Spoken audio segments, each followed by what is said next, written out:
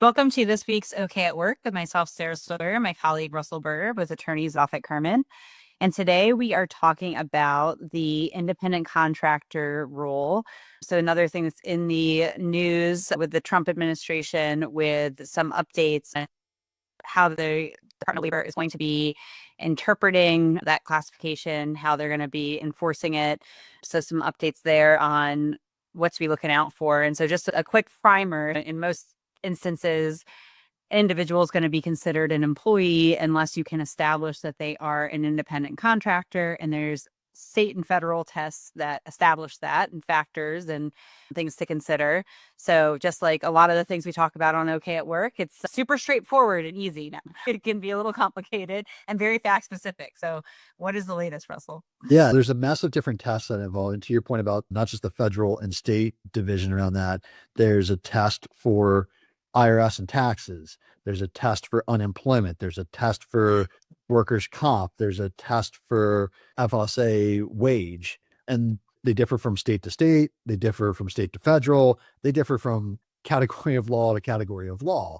So, for example, in Maryland, we have a version of an ABC test, which is a 3-part test for unemployment. If you're that same employee or the same individual working in Maryland under, for purposes of wages under the FLSA, which is the federal law, you'd be looking at something known as the economic realities test. So a lot of different tests, can be a lot of confusion. Best to look at this globally and assess, because you can only pick one classification. So you have to be right on all of them, or at least take the risk on some of them. So what the administration has now done is basically reverted back to a position that the Department of Labor had held previously.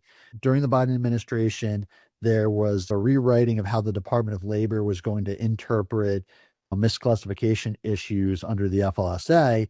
And what the Trump DOL has now done is swung back to what the guidance was in 2008, what the guidance was in 2019, and has reverted back to really a version of the economic realities test.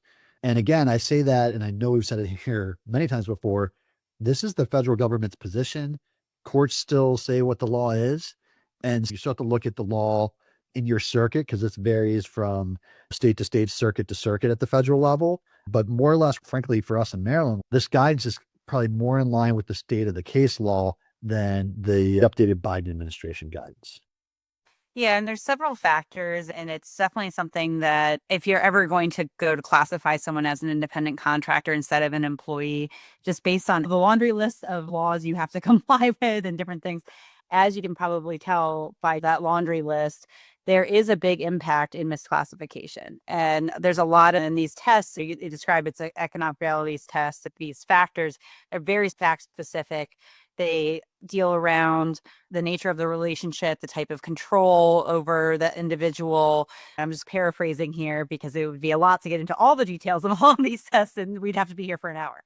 It has to do with control. It has to do with the nature of their work versus the nature of your business, how consistent the relationship is, how much you're dictating the work versus the product. So it's definitely very fact specific and something that warrants an analysis. And I think it's hard to go through that analysis. It takes time and might just classify someone as a contractor without wanting to go through that. But I think the moral of the story is that this is definitely something to pay attention to and something you want to do a specific analysis of every time. Right. No two positions are necessarily the same. No two companies are necessarily the same, especially given that the same fact pattern could get different answers under different laws that both apply.